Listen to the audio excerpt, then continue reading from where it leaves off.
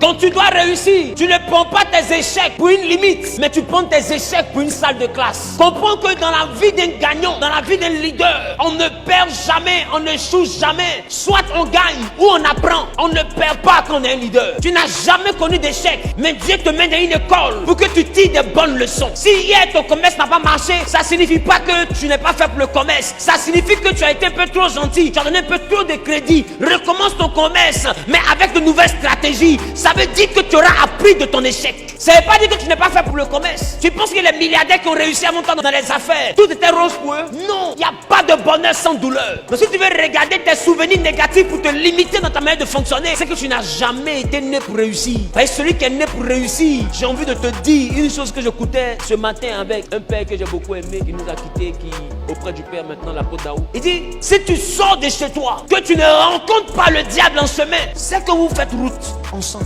Parce qu'on croise quelqu'un lorsque nous sommes dans des directions opposées. Si je dois te croiser, c'est parce que je vais comme ça, toi tu viens comme ça, on se croise. Mais si je ne te croise pas, c'est que tu vas comme ça, je vais comme ça, on se croise jamais. On s'en va ensemble. Donc toi qui es en train d'essayer de sortir de la misère, mais qui croise des adversités, je suis en train de te dire, c'est que tu as du bon côté. Parce qu'on n'attaque pas un fou, on ne braque pas un fou. Tu ne verras jamais un braqueur digne de ce nom se lever le matin, prendre son âme et puis commencer à braquer les fous de la vie. On braque quelqu'un qui a de la valeur. On attaque quelqu'un qui a de la valeur. Si le diable te persécute, s'il tient à te mettre dans l'échec, c'est parce qu'il sait que tu es un homme de grâce, tu es une femme de grâce, tu es un homme de valeur, tu es une jeune fille qui Dieu veut compter, tu es quelqu'un qui va changer le résultat dans la famille, tu es né pour impacter, tu es né pour transformer, tu es né pour renouveler, tu es né pour démontrer que Dieu existe. Quelqu'un dit je reçois. C'est la raison pour laquelle même moi qui te prêche, à chaque fois que je rencontre des adversités, je comprends que Dieu veut me faire passer à un autre niveau. Et pour peau, ce que je dis est vrai. À chaque fois que je vais à un autre niveau, il y a un combat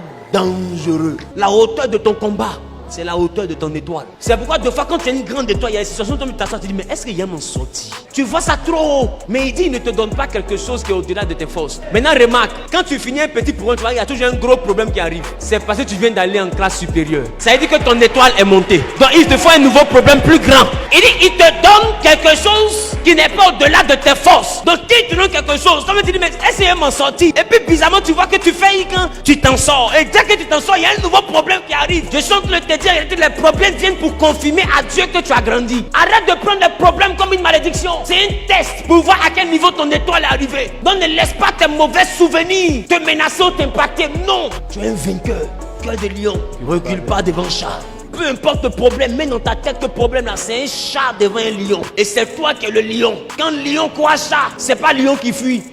Parce que chat là, pour qu'il devienne lion, on doit le zoomer. C'est-à-dire que toi, ton problème là, tu vois ça grand parce que tes yeux ont zoomé le problème. Tu as trop zoomé. Faut déjà diminuer le zoom, tu vas voir que c'est rien. Quand les gens ont zoomé, là, ils ont vu un géant. On dit Goliath c'est un géant. David réduit le zoom, il voit un oiseau. Les autres zooment, mais ils voient un géant. Il réduit le zoom, il voit un oiseau. Il dit mais on dirait vous et moi là, on voit pas la même chose. On dit il faut prendre épée. Il dit mais comment tu peux prendre épée pour tuer un oiseau? Donnez-moi un lance-pierre et puis 5 cailloux. Parce que quand on dézoome là, c'est oiseau, ce n'est pas un géant.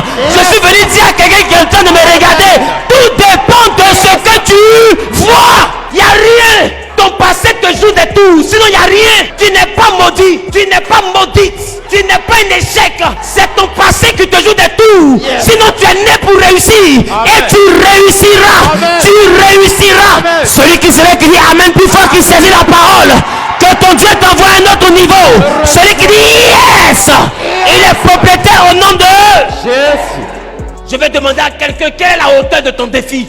Quelle est la dimension de ton combat? Le combat dans lequel tu te trouves est proportionnel à la force que Dieu t'a donnée. Rien n'est au-delà de tes forces. C'est pourquoi je suis en train de vous dire, même moi, merci votre pasteur, quand je sors d'un problème, que je ne croise pas un nouveau problème, moi, je le fabrique. Parce que c'est un leader. Un leader qui n'a plus de combat est un chômeur. Un leader, c'est un conquérant. Un conquérant n'attend pas qu'on lui fasse la guerre. Quand on ne fait pas la guerre, toi-même, tu t'en vas en guerre. C'est ça un conquérant. Voilà pourquoi tu m'as vu à Philippe Temple à Abidjan. Les gens disent, mais faut te laisser toi te consoler. Non, il y a Philippe Temple à Abidjan, mais à Paris, il faut que j'ai Temple à Paris. Écoute, tu poursuis qui? Ou bien qui te poursuit? Je dis, je ne fais pas la course avec vous. Je fais la course avec moi-même parce que je dois me dépasser. Moi-même, je dois me dépasser. Moi-même, je dois me dépasser. Je ne me bats pas avec quelqu'un, je me bats moi-même. Il faut que j'arrive à me dépasser. Ton problème, c'est que tu n'as pas envie de te dépasser. Voilà pourquoi on dit périssos. Au-delà de tes limites, tu cours toi-même. Il faut te... Mais quelle est la partie de toi qu'il faut dépasser? Il faut dépasser la partie qui dit que tu ne vas pas réussir. Et puis tu t'arrêtes devant et puis tu dis, mais toi Zahir, tu as dit quoi que tu n'avais pas réussi, non? Retrouve-moi dans les milliards ici, on va manger l'argent là. Est-ce que je peux prophétiser? Parle, papa. Est-ce que je peux prophétiser? Prophétise, papa. Oh, qui a Jésus pour sauveur? Est-ce que je peux prophétiser à une armée de rachetés? Yes. Est-ce que je peux me mettre à prophétiser? Quelqu'un dit prophète, prophétise. Je prophétise maintenant que Dieu te donne un combat qui va te révéler à la nation. Amen. Qui te donne un combat qui va te révéler à la nation. Amen. Qui te donne un combat qui va te révéler à la nation. Amen. Celui qui dit Amen fort, il est victorieux. Amen. David est devenu un héros en un seul jour. Pourquoi? Parce que frères et sœurs, David a combattu Goliath. Quelqu'un qui avait une taille qui dépassait tous les enfants d'Israël. Quand il a vaincu Goliath, c'est tout Israël qui a commencé à le célébrer. Ce que tu ne sais pas, c'est une personne qui tue l'éléphant et puis tout le monde mange. Arrête de dire, je me bats seul. Tu veux te battre avec qui? Non, mes frères là, il me regarde, il me bat seul. Et puis après c'est moi, il vient me solliciter. Mais regarde ton même, toi tu veux te battre avec qui? Tu peux faire parole de groupe quoi. Ton comportement de la rue là, tu as ça encore en Jésus. Tu veux faire parole de groupe. Regarde ton même, c'est pas parole de groupe. Jésus, c'est pas parole de groupe. C'est un à un, face to face. C'est toi qui tues et puis les autres mangent. C'est comme ça, ça y est. Les frères de David, ils étaient soldats, mais c'est David seul qui allait à la guerre. Mais quand il a tué le Philistin, quand on commence à chanter David, c'est là que je vois un frère de David qui pense ça. C'est mon petit frère. Lui qui est là-bas. On dit qu'il lui, il est mon petit frère, mon papa, et puis sa maman. C'est qu'on donnait lui là. Après lui, c'est moi. Et puis après moi. C'est là que tu vois une tante que tu n'as jamais vue. Oh, tu me reconnais pas, oh, c'est vrai, tu étais petit. Il y a une tante qui t'appelait Bougnou Mougnou là. C'est moi. C'est quand tu réussis que tous tes parents sortent. Arrête de les chercher quand tu te bats. Tu ne vas pas les trouver. Ils t'attendent au carrefour de la réussite. Parce que c'est toi qui vas donner un nom à la famille. C'est toi qui vas donner un nom à la famille. C'est toi qui donneras un nom à la famille. Celui qui transporte le nom là, c'est lui qui mène le combat. Et tu es en train de te battre. Tu es seul parce que tu transportes un nom. À partir de toi, il y a un nom qui sera grand. C'est pourquoi personne ne doit t'aider. Dans le calcul de Dieu, c'est comme ça. Personne ne doit t'aider. Non, il n'y a personne pour m'aider. Qui doit t'aider?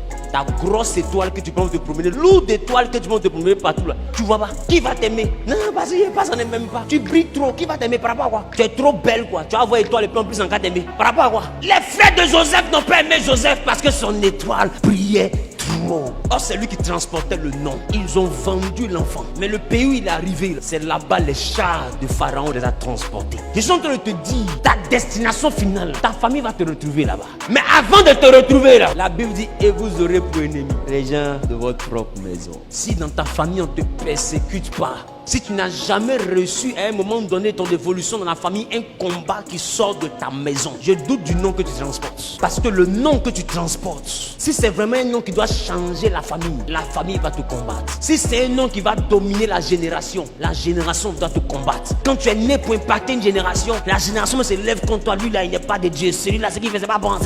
Parce que tu as une étoile qui transforme. Il dit le grain qu'on met en terre, s'il ne meurt, il ne peut porter de fruits. Mais tu penses que le grain on met en terre, tu penses que lui-même décide de mourir. Il va t'expliquer ce qui le tue. C'est le sable qu'on met sur lui, et ça qui le tue. C'est pour dire qu'avant de devenir un arbre qui porte du fruit, il y a quelqu'un qui prend le sable pour verser sur toi pour qu'on ne te voit jamais. Donc celui qui doit devenir un arbre, on lutte d'abord pour le faire disparaître. Mais ce qu'ils oublient, c'est quand ils te voient, tu as disparu. Pour eux, ils t'ont éteint. Mais ils ne savent pas que c'est maintenant que dans le sous-sol là-bas, là, tu es en train de te préparer à devenir un arbre.